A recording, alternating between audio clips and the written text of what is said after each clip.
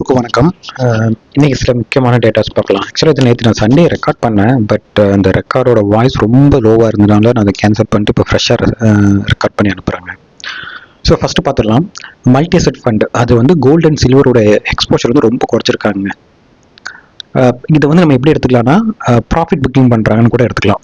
Key data என்னென்னு பார்த்தீங்கன்னா March 25 multi asset fund வந்து ஆவரேஜாக கமோடிட்டியில் வந்து 70% ஹோல்டிங் வச்சிருந்தாங்க. இப்போ ஏப்ரல் 2020 13% தான் இருக்குது, 4% வந்து குறைச்சிட்டாங்க. ஸோ ஃபண்டு பார்த்தீங்கன்னா எக்கச்சக்க ஃபண்ட் இருக்கு. அந்த ஃபண்ட் உங்களுக்கு லிஸ்ட் பண்ணுறேன் பார்த்துக்கோங்க. ஸோ ஏன் இப்படி ரெடியூஸ் பண்ணாங்கன்னு பார்த்தீங்கன்னா ஒரு நாளில் கோல்டு வந்து 40 to 45% ரிட்டர்ன் கொடுத்துருக்கு. ஸோ டூ எக்ஸ்பென்சிவ், அதனால சிம்லரும் சேம் தான், அதனால டூ எக்ஸ்பென்சிவாக இருக்கனால ப்ராஃபிட் புக் பண்ணிட்டாங்க. அண்ட் ஈக்விட்டி வேல்யூவேஷன் கம்மியாக இருக்குது. ஸோ அவங்க வந்து கோல்டு விட்டு ஈக்விட்டிக்கு வந்து மூவ் ஆகிறாங்க. மல்டி அசெட் பண்ணாலே அப்படி தானேங்க, எங்கே வந்து எக்ஸ்போஷர் கம்மியாக இருக்குது, எங்கே வந்து வேல்யூவேஷன் அதிகமாக இருக்கும் அங்கே வித்துட்டு எக்ஸ்போஷர் கம்மியாக இருக்க இடத்துக்கு மூவ் பண்ணுவாங்க. அதுதான் அவங்க பண்ணுறாங்க, ரீபேலன்சிங். அப்புறம் model base allocation, equity yield வந்து கிரிக்கெட்டாக தான் இருந்தாலும் கம்யூனிட்டி ஈல்டு ஈக்விட்டிக்கு வந்து மாறுறாங்க.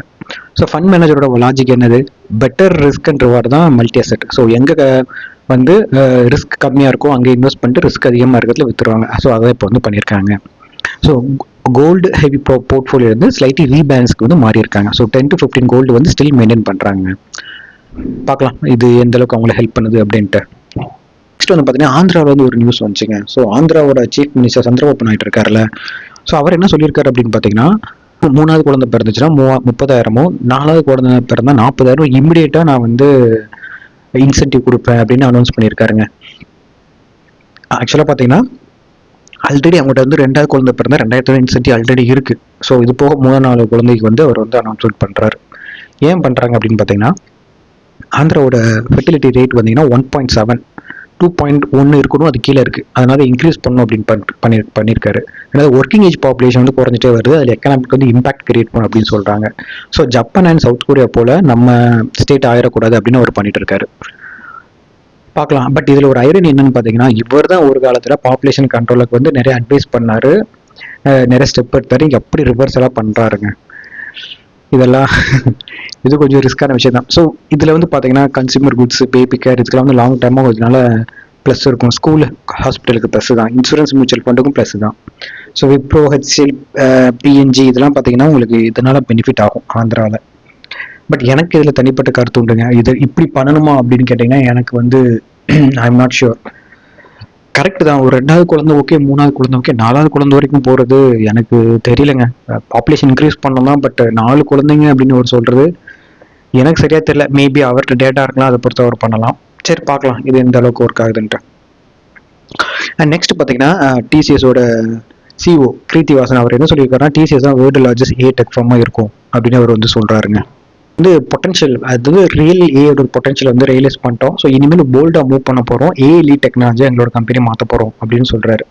ஸோ அடாப்ஷனுக்கு வந்து அடாப்ஷன் என்ன நடந்திருக்கு அப்படின்னு சொல்கிறாரு. கிட்டத்தட்ட எங்களோட டாப் 139 கிளைண்ட்ஸில் 130 கிளைண்ட்ஸ்க்கு வந்து ஆல்ரெடி நாங்கள் யூஸ் பண்ணுறோங்க அப்படின்னு சொல்கிறாரு.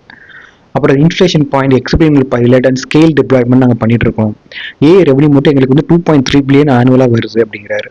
அப்புறம் new age services, cloud, data enterprise இதுக்கு வந்து நாங்கள் 11.5 பில்லியன் வந்து இன்வெஸ்ட் பண்ணுறோங்கிறாங்க.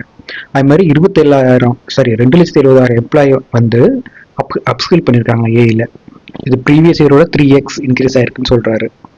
நேஷனல் ப்ராஜெக்ட் நிறைய கையில் வச்சுருக்காங்க. ஸோ கவர்மெண்ட் மார்க்கெட் பிளேஸ் இது உங்ககிட்ட தான் இருக்குது, இல்லைன்னா இதுவும் இவங்க தான் பண்ணுறாங்க. எஸ்பியோட யூனோ 2.0 இவங்க தான் பண்ணுறாங்க. பாஸ்போர்ட் இவங்க தான் பண்ணுறாங்க. ஆர்பிஐ டேட்டா மேனேஜ்மெண்ட் சிஸ்டமும் இவங்க தான் பண்ணுறாங்க.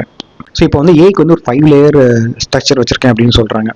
ஸோ 5 லேயர் வந்து அவங்க எப்படி வச்சிருக்காங்க அப்படின்னு பார்த்தீங்கன்னா லேயர் 1 வந்து foundation, so computer infrastructure, GPU, chips, edge devices, cloud இதெல்லாம் சேர்த்து ஃபவுண்டேஷன் 1ன்னு வச்சிருக்காங்க, லேயர் 1ன்னு. லேயர் 2ல இன்டெலிஜென்ஸ், இந்த எல்எல்எம், எஸ்எல்எம் இண்டஸ்ட்ரீஸ்லாம் வச்சு அதை வச்சு பண்ணுறது வந்து செகண்ட் லேயர் அப்படிங்கிறாரு. 3rd லேயர் வந்து பிளாட்ஃபார்ம்ஸ் பில்ட் பண்ணி டிப்ளாய் பண்ணுறதை வந்து 3rd லேயராக சொல்கிறாங்க. 4th என்டர்பிரைசஸ், இந்த embedded core AI business work flow பண்ணுறது. 5th வந்து பார்த்தீங்கன்னா ரோபோட்டிக் அண்ட் அதோட outcome, robotic, AI conversion, visual interface எல்லாம் வந்து 5th. இந்த மாதிரி ஒரு 5 லேயர் வச்சு டிஎஸ்எஸ் ஒர்க் பண்ணிருக்காங்க. எப்படி ஏஐல வந்து ஒரு பெரிய ஜெயிண்டாக வரணும் அப்படின்ட்டு. கீர்த்திவாசனுக்கு பார்த்தீங்கன்னா டோட்டல் 28 கோடி கொடுத்துருக்காங்க இந்த வருஷம். 6.3% அவருக்கு இன்க்ரிமெண்ட் கிடைச்சிருக்குங்க. அதே மாதிரி என் சந்திரசேகர் 4.2 lakhs கொடுத்துருக்காங்க. இது எதுக்குன்னா அவரோட ஷிஃப்டிங் ஃபீஸ்ன்னு கொடுத்துருக்காங்க, அவ்வளோதான். ஸோ பார்ப்போம், இவங்க நிறைய ஏஐல பண்ணுறாங்க, டேட்டா செட்டில் நிறைய கான்சன்ட்ரேஷன் பண்ணுறாங்க. ஒரு நல்ல கம்பெனி தான், பயங்கரமாக அடி வாங்கியிருக்கு. இம்ப்ரூவ் ஆகுமா அப்படின்னு நம்ம யோசிச்சு பார்ப்போம். அப்புறம் இன்னொரு நியூ என்எஃப்ஓ வந்திருக்குங்க. இதுதான் மோத்திலால் ஒஸ்வாலா கான்ட்ரா ஃபண்ட் டைரக்ட் growth அப்படிங்கிற ஒரு ஃபண்ட் வந்து வந்திருக்கு. ஸோ இதுக்கு முன்னாடி ஒரு சின்ன கதை பார்க்கலாம். பேர்டு நெஸ்ட் தீஃப் அப்படின்னு ஒரு ஆர்டிகல் வந்துருச்சு. அதில் பார்த்தேன், நேச்சரே இன்ட்ரெஸ்டிங் லெசன் அப்படின்னு போட்டிருக்காங்க. அதை இன்வெஸ்ட்மெண்ட் கூட வந்து கம்பேர் பண்ணி பார்த்துருக்காங்க. அதை என்ன சொல்கிறாங்கன்னா, ஹனி க்ரீப்பர் அப்படின்னு ஒரு பேர்டு இருக்குது. அது என்ன பண்ணுன்னா, நெஸ்ட் மெட்டீரியலை வந்து திருடுது மற்ற பறவைட்டிருந்து. இது எப்படி கண்டுபிடிச்சாங்கன்னா, 216 நெட்ஸில் ஜிபிஎஸ் ட்ராக் வச்சு 339 இன்ஸ்டன்ட் தெஃப்ட்டை வந்து ஃபைண்ட் பண்ணியிருக்காங்க. ஸோ அந்த ஸ்பீஷியஸ் வந்து கோல்டன் ஹனி கிரேப்பர் தான். ரீசன் என்ன, நெஸ்ட் பில்டிங் வந்து என்ன நெஸ்ட் பில்ட் பண்ணுறதுனால டைம் வேஸ்ட் ஆகுது, எனர்ஜி வேஸ்ட் ஆகுது, நாலேஜ் வந்து இன்டென்சிவாக தேவைப்படுது. நம்ம இது போய் திருட்டு வந்து நமக்கு காஸ்ட் எஃபெக்டிவாக இருக்குது அப்படின்னு பேர்ட்ஸ் ஃபீல் பண்ணுறாங்க. ஸோ அதே தான் இன்வெஸ்ட்மெண்ட்லேயும் அவங்க சொல்கிறாங்க. To reinvent the wheel, just copy what's works. அப்படின்னா என்ன அர்த்தம் அப்படின்னா, புதுசாக நீங்கள் எதை கண்டுபிடிக்கணும் அவசியம் இல்லைங்க. நீங்கள் வந்து ஆல்ரெடி ஒர்க் ஆகிற இண்டெக்ஸ் ஃபண்ட் அதை இன்வெஸ்ட்மெண்ட் பண்ணாலே போதும். அப்புறம் ஸ்மார்ட் இன்வெஸ்ட் வந்து steel best idea from the others. So இந்த விஜய் கேடியை பற்றி நம்ம நிறைய பார்க்கலாம். இந்த மாதிரி ஒரு பெரிய டாப் லெவல் ரீட்டைல் இன்வெஸ்டர் நம்ம ஃபாலோ பண்ணி அவங்க வாங்குற ஸ்டாக் வாங்கி வச்சாலே போதும். நம்ம புதுசாக எதுவும் பண்ண வேண்டிய அவசியம் இல்லை. அதுமாதிரி கான்ட்ரா ஃபண்ட்னு சொல்கிறாங்க. டூ எக்ஸாக்ட்லி திஸ், அதாவது எங்கே வந்து ஆப்பர்ச்சுனிட்டி இல்லையோ அங்கே போய் இன்வெஸ்ட் பண்ணுங்க அப்படின்னு இந்த கான்ட்ரா ஃபண்டை பற்றி சொல்கிறாங்க. ஸோ இதுதான் அந்த கதை. ஸோ அவங்க வந்து இன்வெஸ்ட்மெண்ட்டையும் ஒரு பறவை திருடுறதையும் வந்து கம்பேர் பண்ணி சூப்பராக போட்டதாங்க ஆர்டிக்கல். அதோட சாராம்சம் இதுதாங்க. ஸோ அப்போ கான்ட்ரா ஃபண்ட் என்ன பார்க்கலாம், out of favour ignore stocks, இதை வாங்குறது தான் கான்ட்ரா ஃபண்ட். எப்படி இருக்கும் அப்படின்னு பார்த்தீங்கன்னா, இப்போ ஐடி செக்டர் வந்து கான்ட்ரா ஃபண்டில் வந்து எடுக்கலாம். ஏன்னா ஐடி செக்டர் பயங்கரமாக அடி வாங்கியிருக்கு இல்லையா. அதுமாதிரி மெட்டல் ஸ்டெக் அடி வாங்கியிருந்தால் அதை எடுக்கலாம். இந்த மாதிரி அது மாதிரி இக்னோரிங் ஸ்டாக்ஸ் நல்ல வேல்யூவேஷன் இருக்குது, அதெல்லாம் வாங்கலாம். இந்த மாதிரி தாங்க கான்ட்ரா ஃபண்டில் வேலை செய்யும். இப்போ இந்தியாவில் பார்த்தீங்கன்னா எத்தனை கான்ட்ரா ஃபண்ட் இருக்குன்னு பார்த்தீங்கன்னா, இது வரைக்கும் 3 தான் இருக்குது. ஸோ இந்த 3 தாங்க, எஸ்பிஐ கான்ட்ரா ஃபண்டு, அப்புறம் இன்வெஸ்கோ, கொட்டாக். இப்போ கொட்டாக்கும் ரீசெண்டாக வந்திருக்காங்க. ஸோ இப்போ நம்ம வந்து எஸ்பிஐ கான்ட்ரா ஃபண்ட் எடுப்போம். இது வந்து பார்த்தீங்கன்னா ஆல் டைம் பார்த்தீங்கன்னா 16.55% ரிட்டர்ன் கொடுத்துருக்குங்க. இதுக்கே லார்ஜ் ஃபண்ட் இதுதான். 5 இயர் வந்து இவங்க பார்த்தீங்கன்னா 22 CAGR கொடுத்துருக்காங்க இது வரைக்கும். கோட்டாக் இது எஸ்பிஐ கோடாக் பார்த்தீங்கன்னா 18%, இன்வெஸ்கோ 17% கொடுத்துருக்காங்க. நிஃப்டி 50 அண்ட் நிஃப்டி 500 அதிகம் இது. ஸோ 10 இயரை கம்பேர் பண்ணிங்கன்னா CAGR 90% இருக்குது இதில், இந்த கான்ட்ரா ஃபண்டில். இதே சொல்கிறாங்க 10 இயர்ஸில் 90%. நிஃப்டி 50 வந்து 15%, அதோட பயங்கரமாக இருக்குது. ஸோ ஒவ்வொரு ஃபண்டுக்கும் ஒரு ஃப்ரேம் ஒர்க் உண்டு. ஃபஸ்ட்டு எஸ்பிஐ கான்ட்ரா வந்து 3 bucket approach, turn around, cyclical and value வச்சு பண்ணுறாங்க. அதாவது டேர்ன் அரவுண்ட் எங்கே இருக்கோ அங்கே போகிறாங்க, சைக்கிளிக்கல் செக்டரில் பாட்டம் இருக்கிறத பிடிக்கிறாங்க, எங்கே வேல்யூ கம்மியாக இருக்கோ அதை பிடிக்கிறாங்க. கொட்டாக்கில் என்னன்னா BMV அப்படின்னு வச்சுருக்காங்க, அதாவது பிஸ்னஸ் மேனேஜ்மெண்ட் வேல்யூவேஷன். ஸோ இந்த ஃப்ரேம் ஒர்க் ஒரு வச்சு இப்போ ஒரு 500 கம்பெனியில் ஒரு 5 ஸ்டாக்ஸ் யூனிவர்ஸை வச்சு 5 ஃபில்டரை வச்சு 50 to 60 ஸ்டாக்கில் ஃபைனலாக வந்து அவங்க வாங்குறாங்க. இன்வெஸ்கோ வந்து 4 கேட்டகரி வச்சுருக்காங்க, turn around, below fundamental, crystal அப் ட்ரெண்டு, அப்புறம் வந்து சைக்கிளிக்கல் அப் டர்ன், அதுக்கப்புறம் க்ரோத் அண்ட் அட்ராக்டிவ். இதை வச்சு அவங்க ஒரு 50 to 60 ஸ்டாக்ஸ் வந்து எடுத்து பண்ணுறாங்க.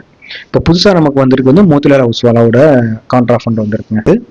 ஸோ May 22 என்னப்போ வந்து ஸ்டார்ட் பண்ண போகிறாங்க. ஸோ கான்ட்ரா ஸ்ட்ராட்டஜி வந்து நாட் பியூர்லி கான்சன்ட்ரேஷன், எப்படி சொல்கிறாங்க, 25 to 30 ஹை கன்வென்ஸ் ஸ்டாக் நாங்கள் வாங்க போகிறோங்கிறாங்க. ஸோ இப்போ அவங்க ஃபோக்கஸ் பண்ணதுன்னு பார்த்தீங்கன்னா oil and gas, selective pharma, ஐடியில் வந்து இன்வெஸ்ட் பண்ண போகிறோம் அப்படிங்கிறாங்க. ஸோ இதில் ரிஸ்க் இருக்குங்க, அதையும் பார்த்துக்கோங்க. வேல்யூ ட்ராப்பாக சான்ஸ் இருக்குது கான்ட்ரா ஃபண்ட்லாம் எடுக்கும்போது.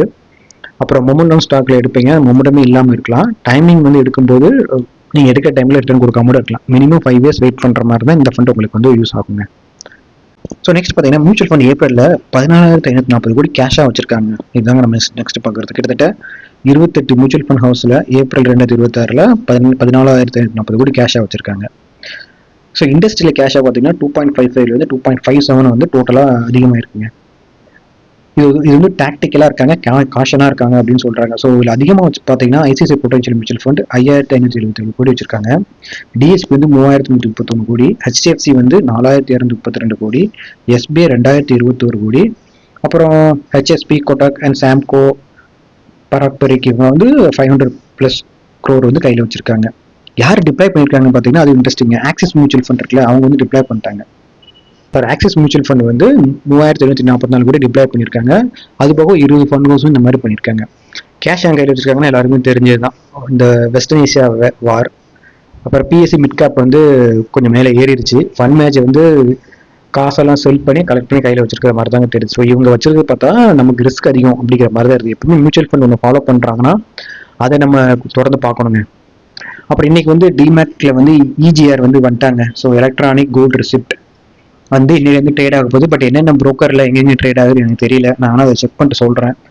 ஸோ யாருக்காவது இன்ட்ரெஸ்ட் இருந்தால் இதில் பண்ணலாம். இதில் வந்து நான் ஆல்ரெடி இதை பற்றி சொல்லியிருக்கேன். ஒன்றும் இல்லை, உங்கள் கையில் இருக்க கோல்டு கொடுத்து நீங்கள் வந்து ஒரு சர்டிஃபிகேட் வாங்கிக்கலாம். அந்த சர்டிஃபிகேட் வந்து நீங்கள் ஆன்லைனில் வந்து ட்ரேட் ஆகும். லைக் ஸ்டாக் மாதிரி ட்ரேட் ஆகும். நீங்கள் இங்கேயே வாங்கிக்கலாம், இங்கேயே விற்றுக்கலாம். T+1 செட்டில்மெண்ட் டேஸ் தாங்க.